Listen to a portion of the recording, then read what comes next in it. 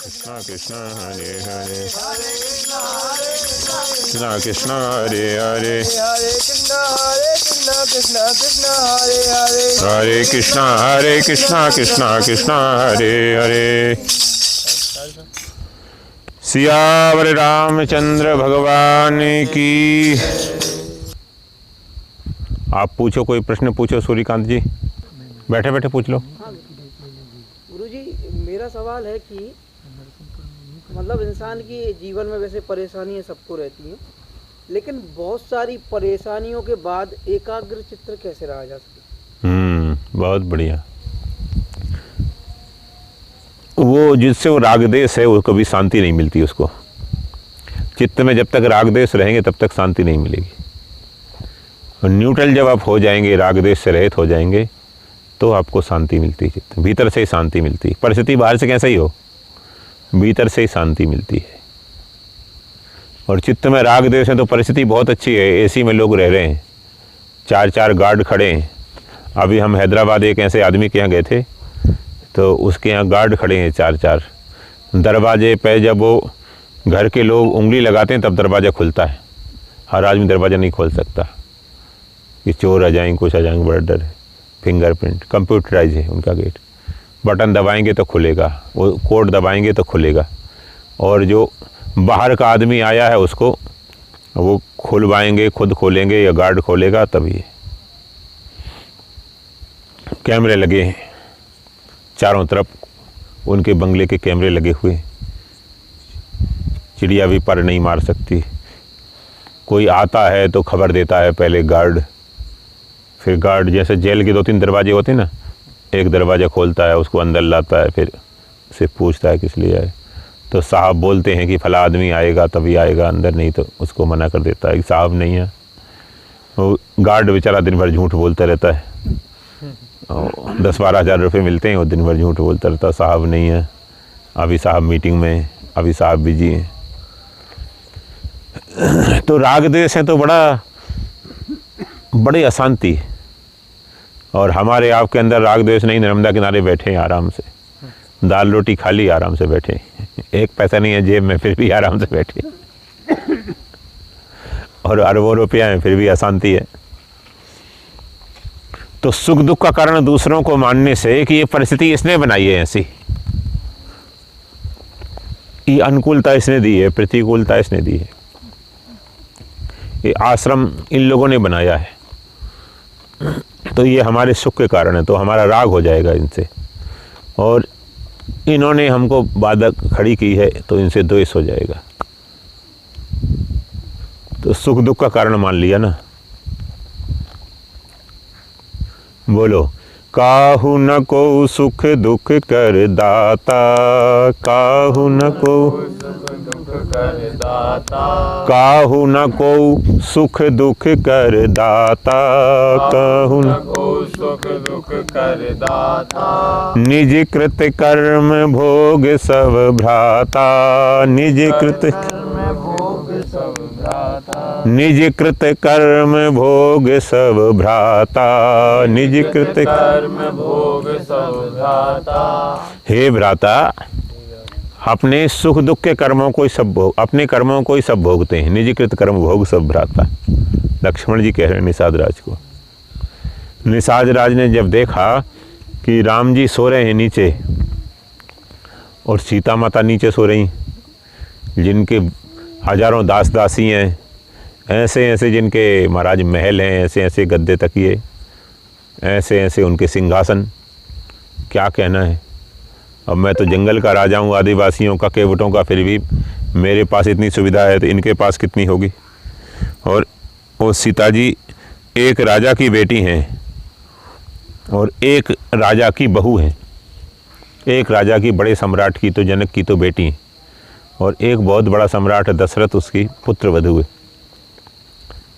तो दशरथ जी इतना प्यार करते थे, इतना प्यार करते थे कि सीता जी जब आई तो कौशल्या से कहा कि बहू मत मानना इनको। बधू लड़कनी पर घर आई, बच्चियाँ खेलते खेलते दूसरे घर में घुस जाती हैं छोटी छोटे, तो उनको बड़े प्यार करती हैं, गोद में लेकर उनको जो पड़ोसन होती बड़ा प्यार करती, तो ऐसा समझना ही तुम कि ये खेलते खेलते दूसरे घर में आ गई, ऐसा समझना उनको। इनको फिर कहा कि आज से तुम ही इनकी माता हो तीनों। तो सीता जी को तीनों प्यार करती, सबसे ज़्यादा कैकेयी प्यार करती, बहुत प्यार करती तीनों। तो ऐसे सीता नीचे सो रही ज़मीन पर, और जिनको आज राज्याभिषेक होना था वो राम जी यहाँ ज़मीन पर सो रहे हैं। ज़मीन पे भी कंकड़ पत्थर में चुभ रहा है घास फूस। हम आप आदमी, सामान्य आदमी नहीं सो पाएगा, वो तो महाराज राजा महाराजा। तो कैकेयी ने, ये सब का दुख का कारण कैकेयी है। कैकेयी ने बहुत दुख दे दिया, बहुत दुष्ट है। तो लक्ष्मण जी ने कहा खबरदार, कैकेयी को तुमने दुष्ट कहा था। कैकेयी को दुष्ट नहीं कह सकते। पूरी रामायण में लक्ष्मण जी एक बार कैकेयी के खिलाफ नहीं बोले। दशरथ जी खिलाफ तो बोले, कैकेयी के खिलाफ नहीं बोले। बड़ा आश्चर्य होता है मेरे को तो लक्ष्मण का कैरेक्टर देखकर, बड़ा आश्चर्य होता है कि कैकेयी के लिए एक शब्द भी नहीं कहा। नहीं तो महाराज कैकेयी को तो दशरथ जी के लिए कहा कि ये तो स्त्रैण है, इसको तो बंद कर दो। हमारे हाथ में धनुष बाण है, जब तक कौन हमको वन में निकाल सकता है। हाँ, पराधीन कैद कर ले, धनुष बाण न रहे तो अलग बात है। जब तक धनुष बाण, कौन आ सकता है मेरे सामने, कौन माई का लाल है। और ये जो पिता है हमारा, ये तो स्त्रैण है, स्त्री के बस में। वाल्मीकि रामायण में बड़े अपशब्द के, स्त्रैण है, इसको तो मैं तो जेल में डाल दूंगा और आपको राजा बनाऊंगा। तो राम जी ने कानों पे उंगली रख ली, ए भैया तू क्या कह रहा है। पिताजी के लिए ऐसा कह रहा है। तो राम जी के सामने चाहे पिता हो, चाहे सीता जी के पिता जनक हों, चाहे परशुराम जी हों, राम जी के सामने कोई आ गए लक्ष्मण जी छोड़ते नहीं। लेकिन कैकेयी को एक शब्द नहीं कहा, कैकेयी को एक बार भी उन्होंने अपशब्द नहीं कहा।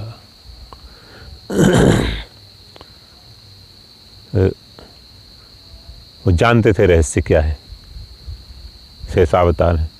तो उन्होंने कहा कि देखो तुम कहते हो कैकेयी ने दुख दे दिया, और दशरथ जी इनको बड़ा सुखी कर रहे थे। ना तो दशरथ जी सुखी कर रहे थे, ना कैकेयी ने दुख दिया है। सुख दुख कोई देने वाली नहीं।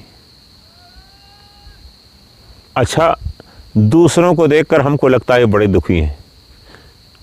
महाराज कोई हमें बुखार होता है, कभी कुछ बीमारी होती है तो किसी को हम बताते नहीं, जो लोग परेशान कर देते। अरे क्या हो गया, अरे दवाई ले लो, ये दवाई ले लो, वो दवाई ले लो, वो दवाई। 50 डॉक्टर मिल जाएंगे मोबाइल पर ही, 50 डॉक्टर मिल जाएंगे। अपना शरीर उनसे समझ नहीं रहा, दूसरों को सलाह देते, तुम ये ले लो, तुम वो ले लो, वो ले लो, वो ले लो। 10 लग जाएंगे, ये दवाई ले लो। तो किसी को 10 लगते हैं, मेरे से पूछता क्या करूं, मैं कहता हूँ लाल चड्डी पहन लो।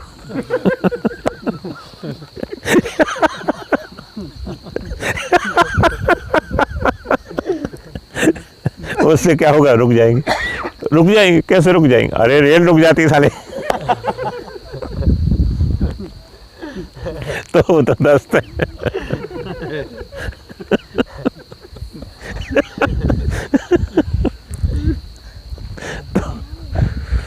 इसलिए बताओ मत किसी को। तो कहा कि दुख तुमको हो रहा है या राम जी को हो रहा है। तू कह रहा है राम जी दुखी हैं, उनसे तो पूछ, वो तो खर्राटे बजा रहे हैं, वो तो बड़े प्रेम से सो रहे हैं। और तू दुखी हो रहा है कि वो दुखी हो रहे हैं, वो तो सो रहे हैं, दिन भर के थके चल कर आए हैं, सो गए, सीता जी भी सो गई, राम जी भी सो गए, और मैं पहरा दे रहा हूँ, अपनी ड्यूटी कर रहा हूँ। अच्छा है, मेरे को सेवा का मौका मिला।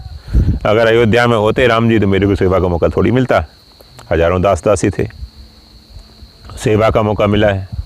तो राम जी की सेवा के लिए तो जन्म है हमारा। जीवन का उद्देश्य क्या है, भगवान की सेवा करना, भगवान का स्मरण करना, भगवान के जनों की सेवा करना, पंचामृत है ना, यही तो जीवन का उद्देश्य है। तो ना दुख राम जी को हो रहा, ना सीता जी को हो रहा, ना मेरे को हो रहा, दुख तेरे को हो रहा है, और राम जी में दुख आरोपित कर रहा है। तो कई बार ऐसा लगता है हमें कि ये बड़ा दुखी बेचारा, बड़ा दुखी, वो आराम से रहता है, ये बड़ा दुखी है, देखो फुटपाथ पर सो रहा है, वो तो आराम से सो रहा है फुटपाथ पर। हम गाड़ी से जाते हैं देखते हुए, हमको लगता है हम बड़े सुखी कार में जा रहे हैं और ये बड़ा दुखी है, वो आराम से सो रहा है। कितना ही शोर हो रहा है वो सो रहा है। प्लेटफार्म पर लोग सो जाते हैं, दिन भर भीख मांगते हैं, प्लेटफार्म पर सो जाते हैं, रेलवे स्टेशन पर सो जाते हैं। तो सुख दुख अपने मन की फीलिंग है। तब कहा कि उनको तो दुख है नहीं, दुख तेरे को है। और अगर तू ये मानता है कि दुखी है तो दुख देने वाला कोई दूसरा नहीं। अगर ये मान लो कि दुख देने वाला दूसरा है तो आपका दुख मिटेगा नहीं कभी। क्यों? दूसरा तो रहेगा। क्यों भाई जैन साहब? दूसरा तो रहेगा ही। अब दूसरा रहेगा तो दुख हमारा जारी रहेगा। सिद्धांत हमारे ये ना दूसरा दुख देता है, तो दूसरा तो रहेगा। 8 अरब आदमी दुनिया में, 8 अरब को हम मार तो नहीं सकते, तो दूसरा तो कोई ना कोई रहेगा। और मार देंगे तो हमारा जीवन कैसे चलेगा?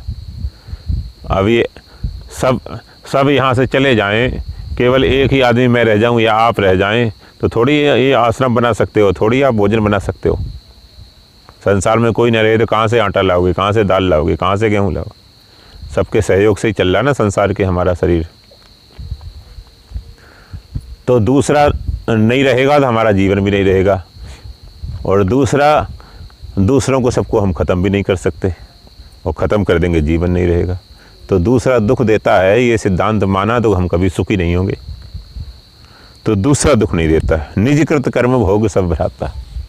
हे भ्राता, सब अपने ही किए हुए कर्मों का फल भोगते हैं, अपने किए हुए कर्मों का फल भोगते हैं। कई कारण है उसमें, लीला कर रहे हैं वो, नरलीला कर रहे हैं। कारण देखो तो भी नारद जी ने भी उनको श्राप दिया है कि तुमको मनुष्य अवतार लेना पड़ेगा, और इधर दुष्टों का विनाश करना है, नरलीला करना है। उधर दशरथ जी को भी उन्होंने मनु रूप में वरदान दे दिया था कि तुम्हारा पुत्र बन कर आऊँगा। इधर माता का वरदान भी सत्य करना है, ऋषि मुनियों से भी मिलना है। सारे कारण एक साथ हो गए। तो अपना कर्म है उनका, वो कर्म ज्ञानपूर्वक करते हैं भगवान, हम करते हैं अज्ञानपूर्वक। तो निजकृत कर्म भोग सब भ्राता। तो सुख दुख कोई देने वाला नहीं है दूसरा। तो दूसरा दे रहा है या दूसरा सुख दे रहा है या दुख दे रहा है, ये क्या है? दूसरा है और दुख दे रहा है हमें, और सुख दे रहा है। एक तो दूसरा है भगवान के सिवाय दूसरा भी है, और सुख दुख दे रहा है। तो ये क्या है? बोले ये मोह के कारण ऐसा लगता है। मोह निशा सब सोबनिहारा, देख ही स्वप्न अनेक प्रकारा। मोह रूपी रात्रि में सब सो रहे हैं और अनेक प्रकार के स्वप्न देख रहे हैं। अनेक प्रकार की परिस्थितियाँ आती ना जीवन में, इनको सबको स्वप्न कहा है वेदांत में, कि स्वप्न है। मेरे धन हो गया, मेरा परिवार हो गया, मेरे वो हो गया, मेरी वो, सब स्वप्न है। और स्वप्न से जब आँख खुलती है तो कुछ भी नहीं रहता, इनमें से कुछ भी नहीं रहता। ना मेरा शरीर रहता, ना मेरे शरीर के संबंधी रहते, ना मेरा घर रहता, ना मेरा ना तेरा, कुछ नहीं रहता। एक भगवान का जो लीला विलास है वो रह जाता है, बस कुछ रहता नहीं। तो जागने की पहचान क्या है? तो फिर अगले चौपाई में कहा है कि जान ही जब ही जीव जब जागा, जब सब विषय विलास विरागा। तभी जागा हुआ समझो जब सब से इसको विषयों से और विलास से, इससे भोग और संग्रह से, दोनों से इसको वैराग्य हो जाए, तो समझो जाग गया वो। और इनसे वैराग्य नहीं हुआ, इनके प्रति आसक्ति है, विषयों के प्रति और संग्रह के प्रति, भोगों के प्रति, तो समझो अभी शख्स हो रहा है। ये वो ना पहचान बताई जागने की। संसार के विषय आपको झूठे लगें, क्षणभंगुर लगें, स्थायी नहीं। कर्म का सबसे बड़ा दोष क्या है? कर्म का सबसे बड़ा दोष है कि वो क्षणभंगुर है, अस्थायी है। वेदांत में कर्म में कई दोष बताए, क्रिया में। तो क्या करो, कर्म तो करना ही है, तो कैसे कर्म से ऊपर उठें, अकर्म वाली अवस्था में पहुँचें, अक्रिय वाली। तो वो फिर बताया कि वो दूसरों के लिए करो, या प्रभु के लिए करो, या प्रकृति के लिए करो, या संसार के लिए करो, अपने लिए मत करो, दूसरों के हित के लिए करो, या भगवान की प्रेम के लिए करो, या प्रकृति में हो रहा है ऐसे मानकर निमित्त बन जाओ, केवल अपने कर्ता मत मानो। तो कर्म की सबसे बड़ी गलती ये है, कर्म की सबसे बड़ी कमजोरी ये है, सबसे बड़ी दुर्बलता ये है कि वो क्षणभंगुर है, क्षयिष्णु है।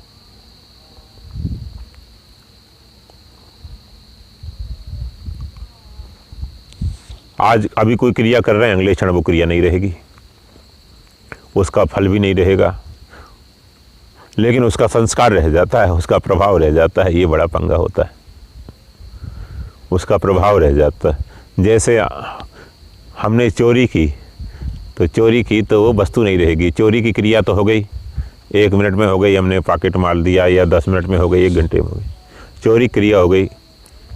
अब वो क्रिया भी ख़त्म हो गई, क्रिया भी नहीं रही। अब उस क्रिया का जो फल है वो भी ख़त्म हो गया। क्रिया से जो धन मिला हमें, या जो भी वस्तु मिली, सोना चांदी मिला, वो ख़त्म हो गया, लेकिन उसका संस्कार रह गया, क्योंकि आपने अंतःकरण को पिघलाकर वो कर्म किया है, चित्त पर उसका ठप्पा लग गया ना। ये पहले जो सरकारी ऑफिसों में वो सील लगाते थे ना, पिघला के उसको, मोम, लाल सा मोम होता है, वो लाख होता है, उसको पिघला के लगाते थे रेलवे में, या कुछ पिघला, उसमें सील लगी। अब उसको सील को देखेंगे, सील लगी है तब खोलेंगे उसको, नहीं तो अगर सील नहीं लगी तो समझो ये गड़बड़ हुआ है इसमें, लिफाफे में। पहले रेलवे में, मालगाड़ी में भी ऐसे ही होता था, पार्सल में ऐसे होता था, ठप्पा लगता था, तो सील लगाते थे वो। हमने लगाई है वो सील, दिल्ली में हमने वो सील लगाई है, लगवाई है, वो लगा दे, उसको पिघला दो मोमबत्ती जलाकर और ठप्पा लगा दो, तो भारत सरकार की सील लगती थी, वो मंत्रालय की, तब वो जाती थी पोस्ट, वहाँ लिफाफा जाता था। वो सील पैक होने चाहिए, कॉन्फिडेंशियल होता है। अभी भी चुनाव में सब चुनाव अभी भी है। अच्छा। वहाँ पे भी वो पंचनामा या कहीं वो होता है, पुलिस किसी की दुकान वगैरह सील होती है, वही सील। हाँ, तो उदाहरण ही उसका इसलिए दिया कि जो पिघला के उसको लगा देते हैं सील को, तो वो संस्कार रूप में वो सील लग जाती है। वो लिफाफा तो गायब, वो सील रह जाती, वो सील रह जाती, वो संस्कार रह जाता है। अब वो संस्कार जो है वो हमको भोगना पड़ता है।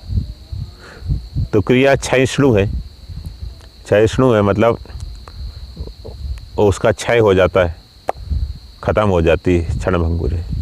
क्रिया नहीं रही, क्रिया का फल नहीं रहा, लेकिन उसका संस्कार रह गया। वो संस्कार हमको बिना भोगे मर जाते हैं तो वो साथ में जाता है। आप देखते हैं कई बच्चे बड़े चंचल होते हैं और कई बच्चे बड़े शांत होते हैं। कई बच्चे, हम लोग बचपन में कोई संत आते थे नर्मदा किनारे तो भाग जाते थे उनके पीछे भाग जाता था मैं से। तो कोई पूर्व जन्म का कोई रहा होगा कर्म, संतों के साथ संत अच्छे लगते थे, अभी भी हमें को संत अच्छे लगते हैं। तो वहाँ जहाँ हिमाचल में जो गौशाला बही है, वहाँ 4 संत चतुर्मास कर रहे थे। तो उनको जगह की तलाश थी, एकांत की, तो हमने ही रखा था उनको कि ऋषिकेश में बहुत भीड़ भाड़ हो गई, हरिद्वार में शहर हो गया बोल के, हमको एकांत चाहिए। तो मैंने कहा आ जाओ आप हिमाचल में। तो रखा, तो वो गौशाला बह गई, लेकिन वो गायें बच गई और संत बच गए। तो हमको अच्छा लगता है संत रहें, संतों के बीच में सत्संग होता रहे, अच्छे साधक हों, ये प्रकृति है। तो ये संस्कार है पहले का, वो संस्कार रह गया। कभी सत्संग किया था, वो सत्संग की क्रिया नहीं रही, वो संत नहीं रहे, लेकिन वो संस्कार पीछे छूट गया। तो चित्त को पिघला के जो हम काम करते हैं, वो मोम की तरह, उसकी कौन सा पदार्थ है वो, लाख की तरह चित्त पिघल के काम करते हैं, वो संस्कार पड़ जाते हैं।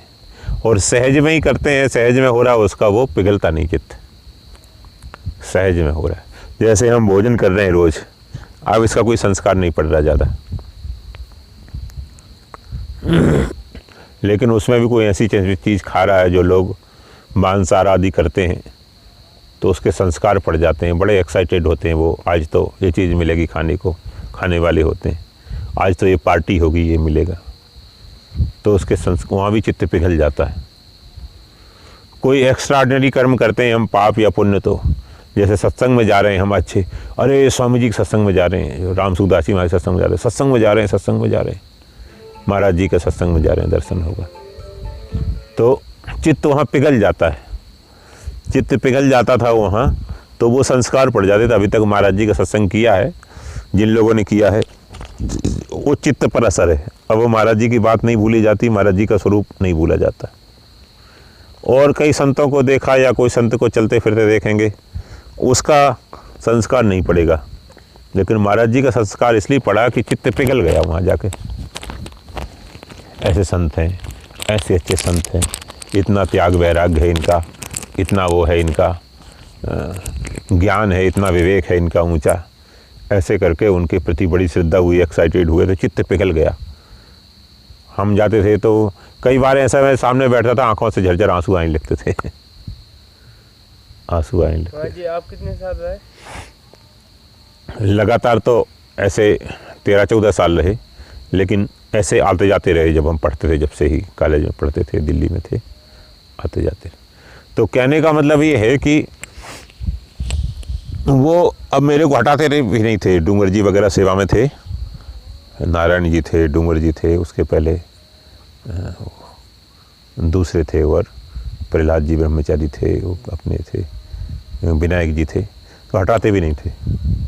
तो चित्त पिघल जाता था ना, तभी तो आंसू आते थे। अब मेरे को पता नहीं था क्यों आंसू आ रहे हैं। चैतन्य चरितावली में पढ़ता था, आपने पढ़ी सूर्यकांत जी? तो गीता प्रेस वाली ना, चैतन्य चरितावली पढ़ता था तो मेरे को बहुत आंसू आते थे आँखों से, बहुत आंसू आते थे।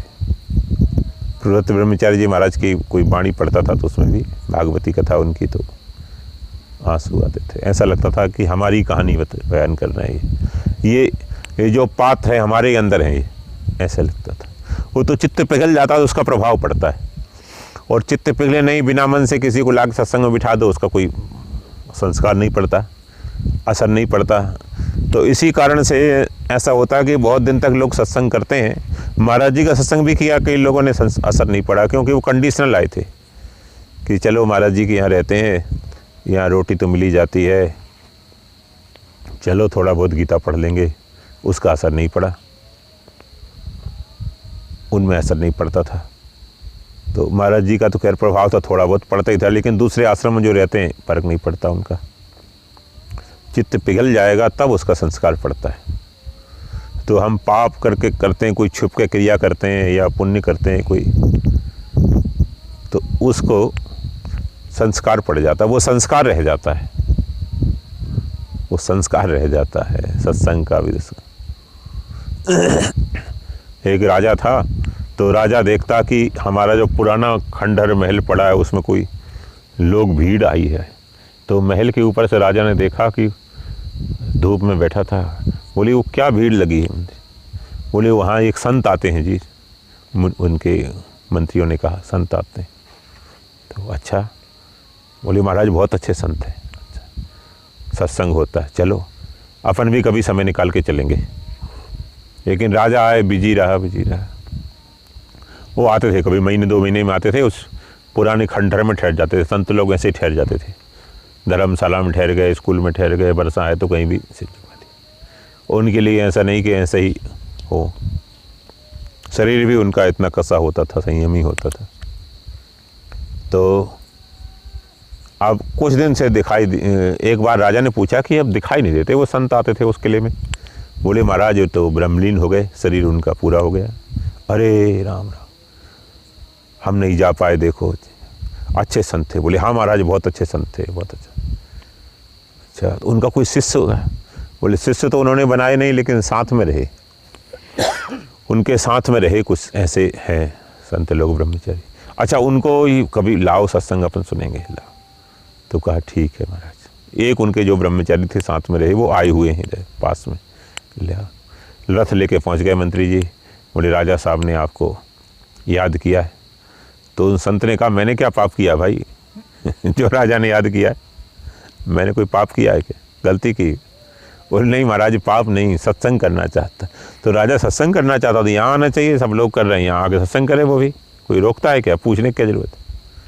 बोले नहीं महाराज वहाँ सब लोग का लाभ मिल जाएगा, रानी वगैरह हैं, राजकुमार हैं, वो भी नहीं निकल पाते सब, आप चलिए। राजा साहब का बहुत आग्रह है, बड़े प्रेमी है, समय नहीं मिल पाता इसलिए, बाकी हैं बड़े प्रेमी, आपके गुरुजी की भी श्रद्धा रखते थे, चलिए चलो फिर रथ ले चलो। हम रथ में क्या करेंगे, रथ में तो कभी बैठे नहीं। चल पड़े पैदल चल पड़े। तो रास्ते में वो बैठ गए, तो मंत्री ने पीछे मुड़ के देखा, थोड़ा सा लघु शंका वगैरह कर रहे होंगे, वो बैठे। वहाँ एक कुत्ते का पिल्ला था, तो उठा लिया, उठा के साल में दबा लिया, ऐसे उसको थप थोप रख लिया बेचारा। वो भी बैठा रहा, चिमाना, बुंदेलखंडी शब्द चिमाना, बैठा रहा, शांत बैठा रहा। ले आए, राजा ने सामने सिंहासन लगवा दिया कि संत है, अब अपनी बराबरी से सिंहासन लगवाएगा, राजा बहुत सम्मान देगा जब ही लगवाएगा। राजा लोग ये राजा होते हैं, बड़े मंडलेश्वर होते हैं, हम लोगों में भी शंकराचार्य होते हैं, ये बड़े पेशो पेश में होते हैं। कहाँ बिठाओ इनको, जो आ रहे हैं कहाँ बिठाओ, कौन सा स्टेटस है इनका, इनका स्टेटस कैसा है, इनका स्तर कैसा है, बड़े पेशो पेश में रहते हैं। तो अधिकांश अपने से नीचे ही आसन डलवाते हैं। वो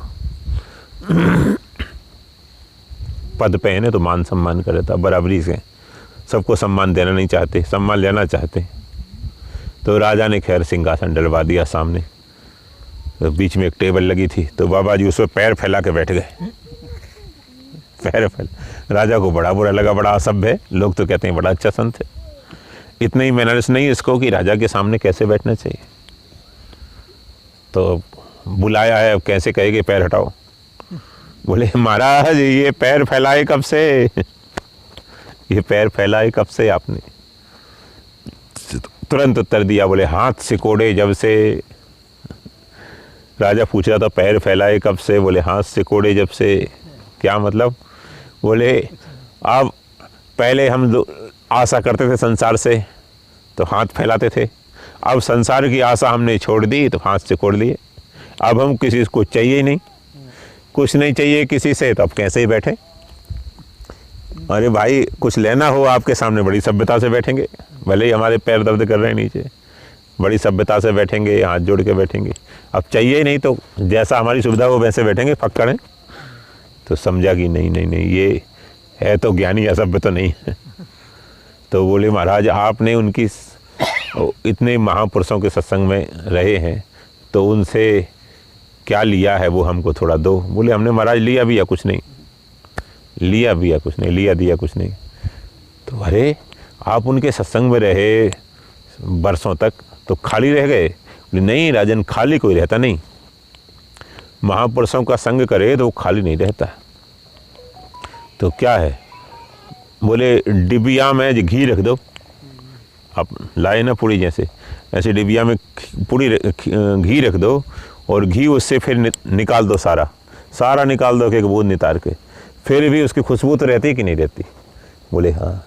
तो बस वो खुशबू रहती है, तो वो खुशबू है हमारे पास है, उनकी संस्कार उनके हैं, खुशबू है, सत्संग का व्यर्थ नहीं जाता। वो महाराज वो खुशबू क्या है थोड़ी बता दो। बोले राजा साहब आप बुरा मान जाएंगे। बोले नहीं बुरा क्यों मानेंगे, आप बताओ, खुशबू बुरा नहीं मानोगे। बोले तो खुशबू वो कुत्ते का पिल्ला निकाल के राजा गोदी में डाल दिया। राजा गोदी में फेंक दिया कुत्ते का पिल्ला निकाल। बोले महाराज ये समझा नहीं मैं। बोले महाराज बात ये है कि हमको इस कुत्ते के पिल्ले में और आप में हमको कोई अंतर नहीं दिखाई देता, ये खुशबू है। मतलब समता आ गई, समता आ गई कि जो परमात्मा इस कुत्ते के पिल्ले में है, कुत्ते का पिल्ला बनकर जो परमात्मा आया है, वही परमात्मा राजा बनकर आया है। अनेक रूपों में वही परमात्मा लीला कर रहा है। या कुत्ते के पिल्ले के अंदर जो सत्ता है वही आपके अंदर सत्ता रूप से एक है, कोई उसमें भेदभाव नहीं रहा हमें, छोटे बड़े का, राजा प्रजा का। ये जो है समता आ गई, यही खुशबू है। तो कहने का मतलब ये कि सत्संग करते करते कुछ तो खुशबू आती है, लेकिन पूरा चित्त पिघलेगा नहीं तो उसको असर नहीं पड़ेगा सत्संग का, वो मस्ती नहीं आएगी, वो नहीं आएगा। एक जो और लड़पना आना चाहिए, निश्चिंतता आनी चाहिए, वो नहीं आएगी। ए मत करे बेटा, नाखून मत खिलाओ, वो नहीं आता। वो कब आता है? जब चित्त पिघल जाए। आप संतों के पास रहोगे तो हम लोगों को लगता था कि भगवान कितनी बड़ी कृपा है, देखो ऐसे संतों के चरणों में बैठे, ऐसे संतों के पास बैठे, कितनी बड़ी कृपा था। चित्त पिघल जाता था उस समय, चित्त पिघल जाता था तो वो उसका संस्कार रह जाता महाराज। और ऐसे ठीक है महाराज जी हैं, अच्छा है, वृद्ध संत हैं, अच्छे संत हैं, अच्छा है, इनके पास हैं, रह रहे हैं, ठीक है, समय पास हो रहा है, तो उनको इतना असर नहीं होता था। तो उनका स्वभाव इतना नहीं सुधरा। तो ज़्यादा रहने से, कम रहने से नहीं, आपने का चित्त कितना पिघला है, कितनी श्रद्धा से उनके प्रति आप सत्संग सुनते हैं, वो चीज़ महत्वपूर्ण है। तो संस्कार पड़ जाता है, सत्संग का, कुसंग का जो संस्कार पड़ता है, वो संस्कार आपकी अवनति और उन्नति में कारण बनता है। और पूछो तो परिस्थिति बुरी नहीं है, दुख बुरा नहीं है। अरे संतों ने तो कहा मृत्यु भी बुरी नहीं, संतों की मृत्यु उत्सव होती है।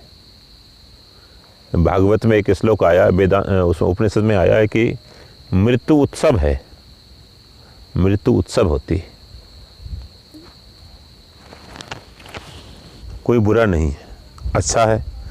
जर्जर शरीर जाएगा, नया शरीर मिलेगा, बुरा क्या है? अच्छा शरीर मिलेगा, छोटा सा शरीर मिलेगा, अच्छा प्यारा सा, फिर नई ऊर्जा लेकर आएंगे, अच्छा है, फिर तो बुरा नहीं है। और ठाकुर जी कृपा हो जाएगी तो फिर नया लेने नहीं पड़ेगा बार बार। जीते जी इसका सदुपयोग कर लिया, इससे आसक्ति दूर कर ली। तो कहने का मतलब मृत्यु को भी बुरा नहीं माना संतों ने। एक तो रूटीन वर्क है, चलो सरकार ऑफिसों में ट्रांसफ़र करती है, एक ऑफिस से दूसरे ऑफिस कर्मचारी का ट्रांसफ़र करती नहीं करती? बताओ क्यों करती है? जन साहब करती है। आपका ट्रांसफ़र कई जगह हुआ होगा, और रघुवंशी जी का ट्रांसफ़र कई जगह हुआ होगा, करते ही ट्रांसफ़र, जहाँ ज़रूरत होती है वहाँ करती है ट्रांसफ़र लिस्ट में। तो ऐसे ठाकुर जी ट्रांसफ़र करते रहते हैं हमारा।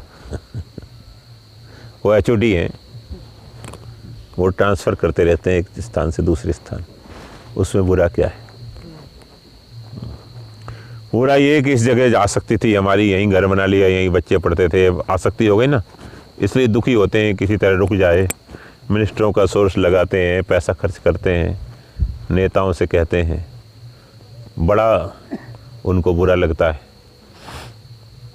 जाना ही पड़ता है तो मजबूरी में जाते हैं, वो उसको जेल समझते हैं। और जो अधिकारी है कहता ठीक है, जहाँ रखना हो काम करेंगे, कोई बात नहीं, हमें काम करना है, जहाँ रहेंगे अच्छे से काम करेंगे, कोई बात नहीं। होता ही है, एक ही जगह रहेंगे सारे कर्मचारी तो राग द्वेष बढ़ेगा, काम नहीं गफलत करेंगे, ट्रांसफ़र भी ज़रूरी है। तो एक प्रक्रिया है, जो विधान बना है, जो सरकार की जो जिस तरह से सिस्टम है उसके अनुसार होता है। तो वो दुखी नहीं होते इतने, नहीं तो दुखी हो जाते हैं ज़्यादा। हमारे हिमाचल में हम देखते हैं जिसको लाहौल स्पीति तरफ ट्रांसफ़र कर दिया जाता है तो समझो उसके लिए नरक है। 6 महीने तो माइनस टेम्परेचर में रहना पड़ेगा। बड़ा दुख। तो किसी से किसी की वो होती है, या नेता चिढ़ जाता है कि हमको वोट नहीं दिया, तो उसका वो MLA बनते ही, मंत्री बनते ही उसका उन अधिकारियों को ट्रांसफ़र उधर करते हैं। लाहौल स्पीति किन्नौर, ये 2 ज़िले ऐसे हैं हिमाचल के जो तिब्बत बॉर्डर पर हैं। माइनस टेम्परेचर रहता है, -25-30 तक पहुंचता है, वहाँ ट्रांसफ़र कर। तो वो या तो मेडिकल लीव लेके 6 महीने यहीं रहते हैं, या वो नौकरी छोड़ देते हैं, कोई बिजनेस कर लेते हैं। क्या करेंगे, मरना थोड़ी। फिर हमारी रहते कैसे वहाँ पे लोग? वहाँ रहते हैं बस अपना अंदर रहते हैं, पहन के 4-4 वो रेन कोट और जर्सी क्या क्या रहते हैं बेचारे किसी तरह से। 6 महीना आवागमन बनता, अब तो वो टनल बन गई ना, गुफा वो बन गई, क्या नाम है, क्या कहते हैं टनल को, टनल सुरंग बन गई। तो सुरंग से अब ऊपर बर्फ़ है और नीचे से पहाड़ के नीचे से गाड़ी चली जाती है, रास्ता बन गया। तो अभी संपर्क में आ गया इसके, अभी ठीक हो गया। शेष हिमाचल से, शेष भारत से वो कटा रहता था। कोई बीमार पड़ जाए तो उनके लिए हेलीकॉप्टर चलते थे। वहाँ के अलग अलग तहसील मुख्यालय पर हेलीपैड बने हैं, तो हेलीकॉप्टर चलते थे उनके लिए। वहाँ के रहने वालों के लिए 1000 रुपये में वहाँ से कुल्लू, शिमला, चंडीगढ़ तक ले आते थे। और आम आदमी जाए तो उसको 5-6 हज़ार रुपये लगते थे। वहाँ का जो 2 जिले वालों को छूट थी बस, सबको नहीं, और कर्मचारियों को वहाँ के। तो वहाँ पटकते थे उसको, लाहौल स्पीति ट्रांसफ़र। तो ठाकुर जी कभी कभी पटक देते हैं, जेल में पटक देते हैं, नरक में पटक देते हैं। जी आपने कहा क्या कही कि वो रेस्ट, वो कौन सा रेस्ट था? रहस्य ये था कि कैकई को राम जी ने खुद कहा था कि मैं वनवास जाना चाहता हूँ। अगर राम जी की इच्छा नहीं होती थोड़ी कैकई कुछ कर सकती थी। भगवान की इच्छा के बिना नहीं कर सकते। तो राम जी की इच्छा थी कि वनवास जाना चाहता हूँ मैं, क्योंकि अवतार के 3 होती हूँ ना, धर्म की स्थापना, दुष्टों का विनाश और संतों का परित्राण। तो संतो परित्राणाय साधु नाम, विनाशाय दुष्कृताम धर्म संस्थापनार्थ। तो तीनों हेतु ये भगवान के ये इस वनवास के समय में हुए। धर्म की स्थापना तो अपने चरित्र से, लीला से भी होती है, और धर्म की स्थापना होती है राजा को धर्मात्मा बना दो, या धर्मात्मा को राजा बना दो। राजा को बदल दो, राजा की बुद्धि बदल दो, धर्मात्मा हो जाए तो यथा राजा तथा प्रजा होती है। पहले राजाओं का समाज में फर्क पड़ता था, असर पड़ता था। और राजा अगर नहीं मानता तो उसकी जगह उसको उतार कर धर्मात्मा को राजा बना दो। जैसे रावण को मार के किसको बिठाया, विभीषण को बिठा दिया। तो जो दुर्योधन को मार कर युधिष्ठिर को बिठा दिया। तो धर्म की स्थापना ऐसे करते हैं, और गीता आदि उपदेश से और अपनी लीला से, चरित्र से ऐसे धर्म की स्थापना कर। और दुष्टों का विनाश और संतों का परित्राण।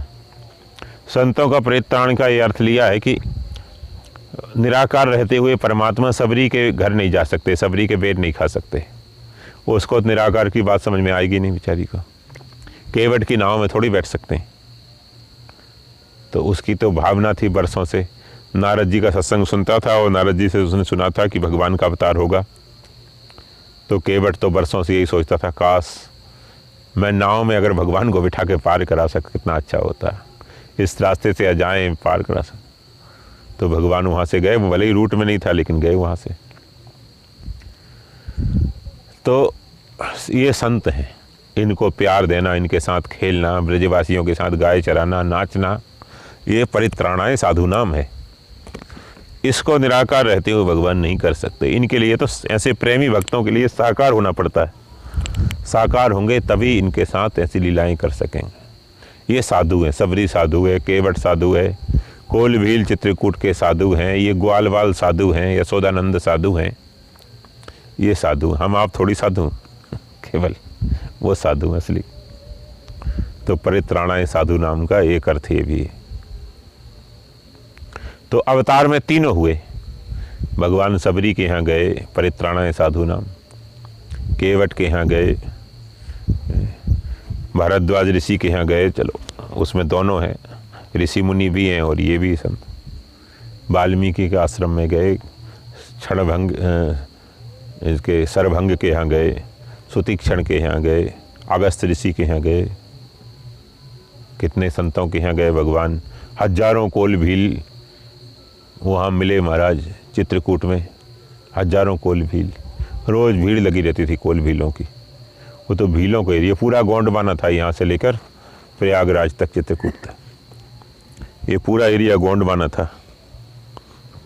ये सब जो सवर्ण लोग सब बाहर से आए, तो इनको सबको वो करना है, कृतार्थ करना है, इनको प्रेम से भर देना है। ये तो गदगद हो गए परमात्मा, जन्म जन्मों की इनकी पूरी हो गई आस कि भगवान हमारे साथ खेल रहे हैं, हमारे साथ बात करते हैं, हमारे साथ प्रेम से रहते हैं, हमारे बीच में रहते हैं। वो तो गदगद हो गए। हजारों झुंड के झुंड चले जाते फल फूल लाकर, और भगवान उनके हाथ के फल फूल खाते। ये नहीं कहते कि ये तुम्हारे हाथ के हम नहीं खाएंगे। तो वही बात तो कहा, भरत जी ने कहा कि सबको मूल्य दो और फिर लो, ते ही मोल बहु दे ही लोग बहुमोल न ले ही।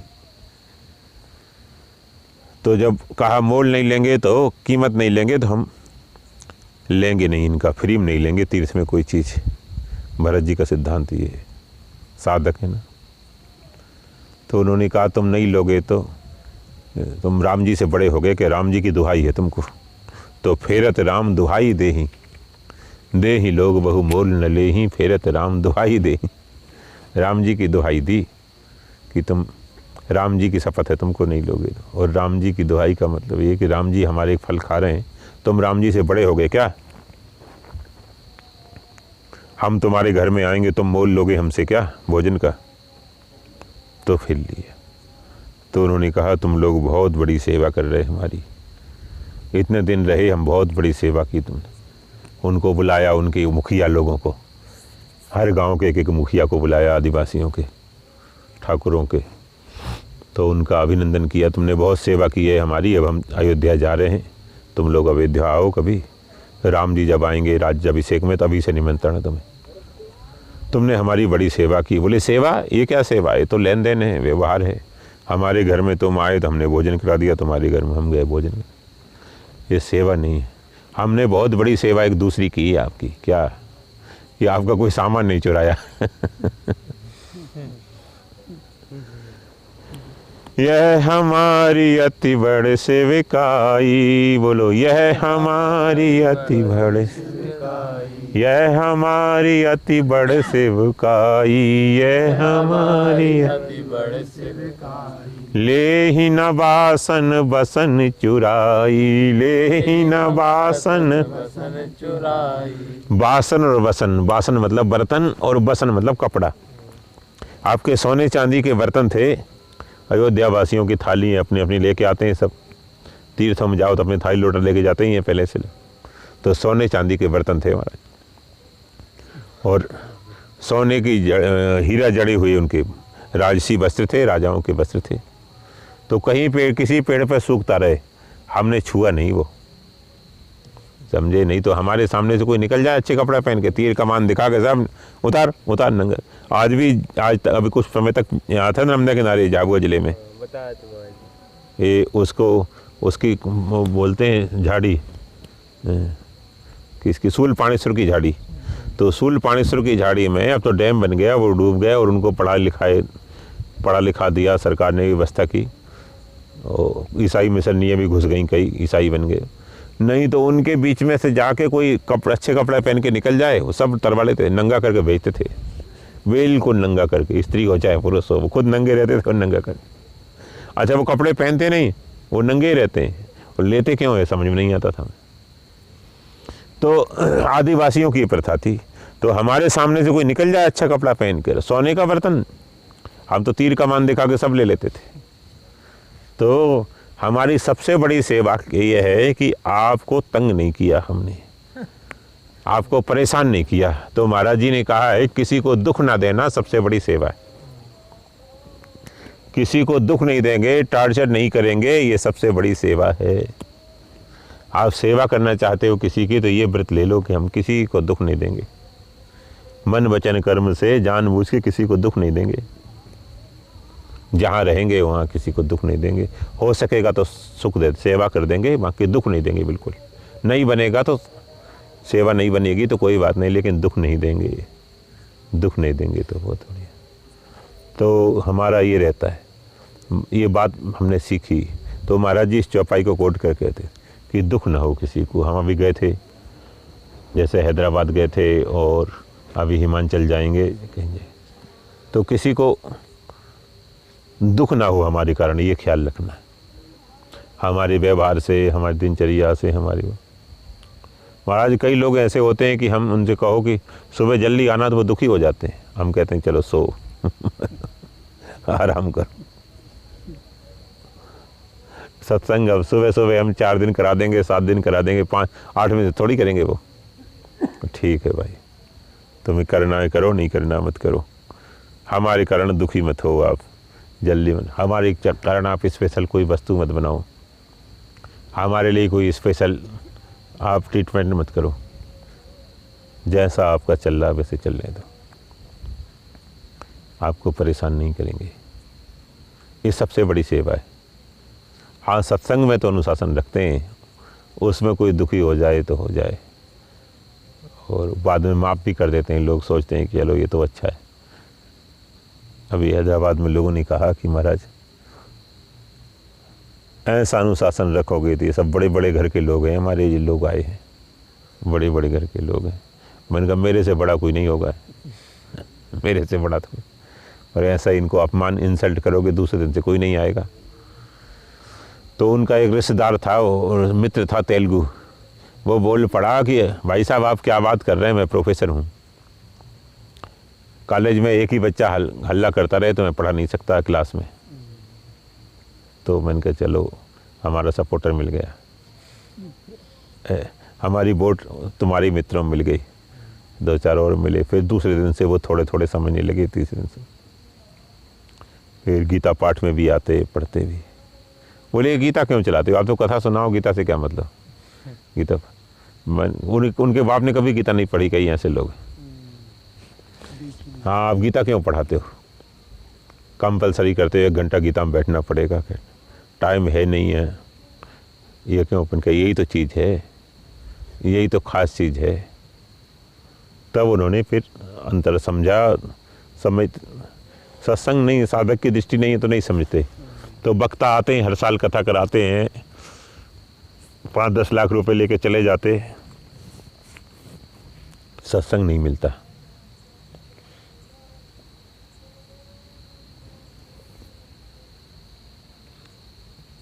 तो बात ये है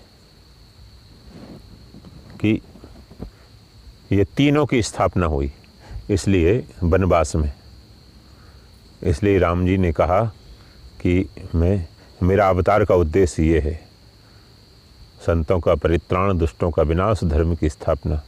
तीव्र वैराग्य और दूसरी बात और थी इसमें, तीव्र, अभी तो मंदा ही रहने दो, तीव्र धीरे धीरे करो, ज़्यादा तीव्र मत करो, नहीं तो कहीं नर्मदा पार चले जाओ तुम। नहीं, वो अंदर लगेगा। ठाकुर जी के शरण में सब अपने आप होता है, धीरे धीरे अपने आप होता है। अच्छे अच्छे भक्तों का चरित्र पढ़ो, समय तो ये तो मलाल होना चाहिए, समय बीत रहा है तो अच्छी बात है। भक्तों का चरित्र पढ़ो, कैसा उनको वैराग्य था, देखो कैसे उनके वो थे। कोई शरीर से कोई सुख नहीं लिया उन्होंने, ज़्यादा सोने का, ज़्यादा खाने का। शरणानंद जी महाराज थे, जब तक बोध नहीं हुआ तब तक वो सीधे सोए नहीं, ऐसे सोते थे, पैर के ऊपर पैर रखकर। ऐसे सोते ना, कई लोग ऐसे लेट जाते हैं, तो नहीं देखा, ऐसे पैर के ऊपर पैर रख लेते हैं। तो एक जो है वो लेटे थे, वो एक जगह खेत की मेड़ पर पेड़ के नीचे, बड़े निश्चल थे, कहीं निश्चिंत थे, कहीं भी सो जाए। तो खेत की रखवाली करने वाला आए, रात भर चिल्ला, जंगली सुअर आते हैं, कुछ भी आते हैं, चिल्ला, टार्च लेके इधर उधर चिल्ला, लाठी पटक रहा है, चिल्ला रहा है, चिल्ला। तो जब 4-1 बज गए तो वो उनके नज़दीक आया, तो महाराज जी उठ गए थे, सोच रहे थे कहीं तालाब है पास में, नहा लूँ। उससे पूछा बुला के, उसने देखा बाबा जी हैं, राम राम किया। बोले भाई तू कौन है? बोले महाराज मैं खेत की रखवाली करता हूँ। तू रात भर सोता नहीं है? बोले बाबा जी सो जाऊँगा तो खाऊँगा क्या, सो जाऊँगा तो खाऊँगा क्या, तो ये दाने सब खत्म हो जाएंगे, नहीं पकेंगे, सब पशु खा जाएंगे। तो बोले ये दाने कितने महीने खाता तू? बोले 6 महीने खाता हूँ, फिर नई फसल आ जाती है। तो 6 महीने के दाने के लिए तू रातों जागता है, 6 महीने की फसल पकाने के लिए, और मैं जन्म जन्म की फसल पकाना चाहता हूँ, वो सो रहा हूँ। उठ के बैठ गए फिर नहीं, तो वो चैन से नहीं सोए, ऐसे पैर के ऊपर पैर रख लेते, और नींद आती तो ऐसे गिरता पैर, तो खुल जाती, फिर उठ के बैठ जाते, उतनी झपकी ले लेते बस। देखिए, तो अपना सुख नहीं लिया, शरीर का सुख नहीं लिया। भिक्षा में कोई किसी ने सूखी सूखी दे दी वो खा लेते थे। ऐसे करके उन्होंने बैठ जाते थे, विचार विवेकशील थे, ऐसे बैठ जाते थे। तो भीतर से ही उनको बोध हो गया, बिना पढ़े लिखे, बिना वो। और जब बोध हुआ तो उनकी बात सुनते थे डॉक्टर राजेंद्र प्रसाद प्रथम राष्ट्रपति, डॉक्टर राधाकृष्णन दूसरे राष्ट्रपति, और श्यामा प्रसाद मुखर्जी, बड़े बड़े उस समय के, जो मदन मोहन मालवीय उनका सत्संग करते थे। स्वामी जी भी उनका सत्संग सुनते थे बड़े ध्यान से। महाराज जी भी सत्संग कराने लगे तब समय, बड़े श्रद्धा से। जयदयाल गोविंद जी उनको बुलाते थे, गीता भवन बुलाते थे, सत्संग कराते थे उनका। तो ऐसे थोड़ी बुलाते थे, पहले उन्होंने तब किया। तो इतना उनको वैराग्य था। चैतन्य महाप्रभु की जीवनी पढ़ो आप, देखो कितना वैराग्य था उनको। संसार की कोई बात ही नहीं करते थे, संसार की कोई चर्चा ही नहीं, भगवत चर्चा दिन भर वही, उसी में रहते थे। वही चर्चा करना, उसी चिंतन करना, उसी का ध्यान करना। तद्बुद्धयस्तदात्मानस तन्निष्ठा तत्परायणा गच्छन्त पुनरावृत्तिम ज्ञान निर्धूत कल्मषा। उसी में रहते थे, वही बुद्धि, वही कर्म, वही चिंतन, वही तदाकार हो जाते, तदाकार हो जाते। तो वृत्ति जो है ब्रह्माकार बन जाती है, कृष्णाकार बन जाती है, रामाकार बन जाती है। ये तो धो लिया था ना इसको, तो तुमने भरा है? धुला हुआ है। अच्छा ठीक है, वही तब तो ठीक है। तो वही चिंतन, वही चर्चा, दिन रात उसी में डूबे रहो। मौका ठाकुर जी ने बहुत बढ़िया दिया है आपको, मौका मिल गया। और ये ठाकुर जी कृपा से हुआ है। इसमें कभी ऐसा नहीं सोचना कि ये तो हम घर छोड़ के यहाँ बैठे हैं, ऐसा नहीं समझना। ये ठाकुर जी कृपा से, नहीं तो कितने लोग हैं ऐसे खुद छोड़ें, सभी छोड़ दें, खुद नहीं छोड़ पाते। भगवान कृपा होती है तभी होता है, नहीं तो खुद नहीं छोड़ पाते। बूढ़े हो गए लोग, छोड़ नहीं पाते, बूढ़े बूढ़े हो गए। वो हमसे कहते हैं कि बस महाराज मैं तो आपके साथ चलूँगा, बस महाराज आपके साथ चलूँगा। वो मसाणिया बैराग होता है। 4 दिन के बाद पूछते हैं महाराज आपकी टिकट कब की? मैंने कहा आप तेरी नहीं है क्या?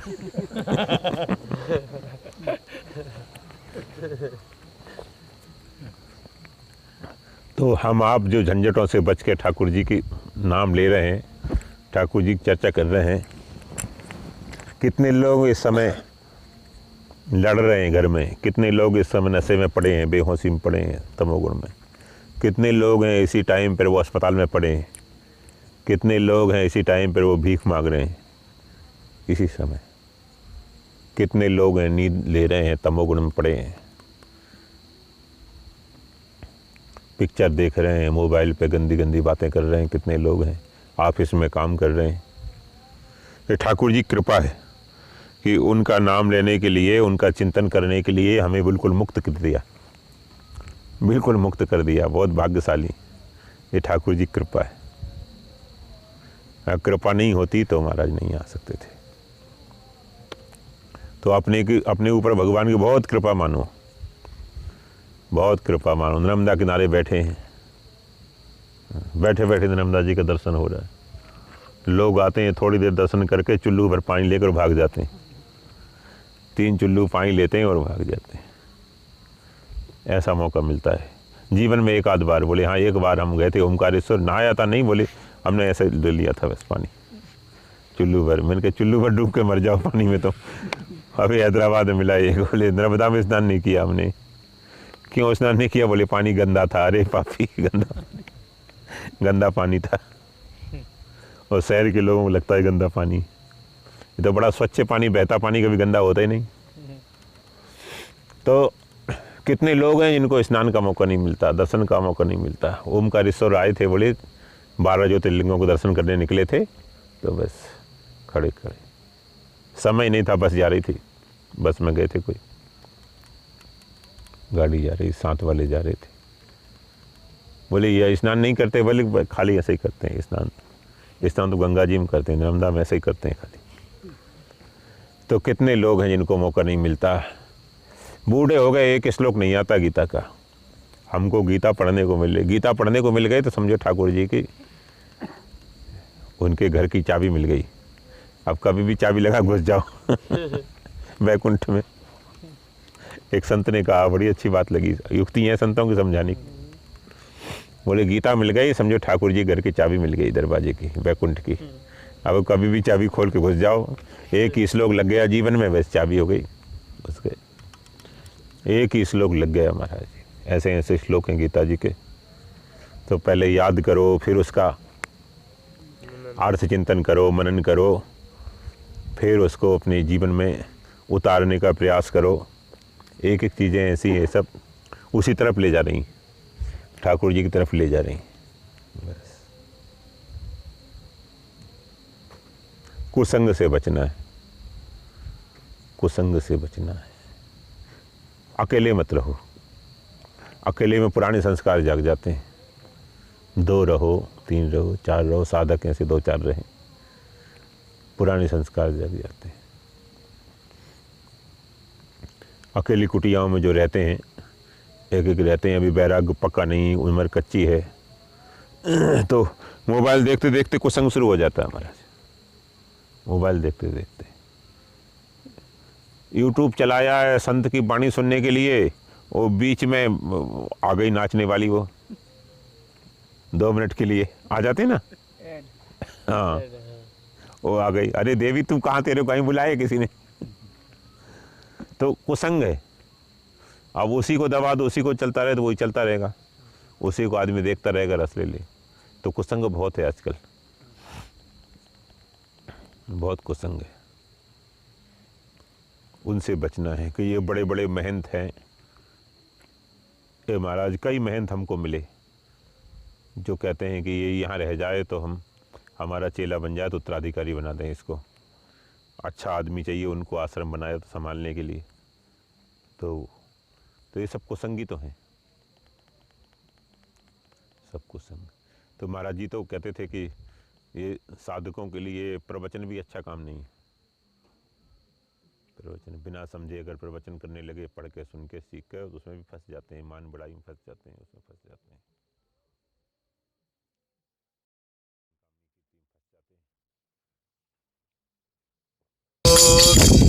हरे मुरारे हे नाथ नारायण वासुदेवा, श्री कृष्ण हरे मुरारे, हे नाथ नारायण वासुदेवा।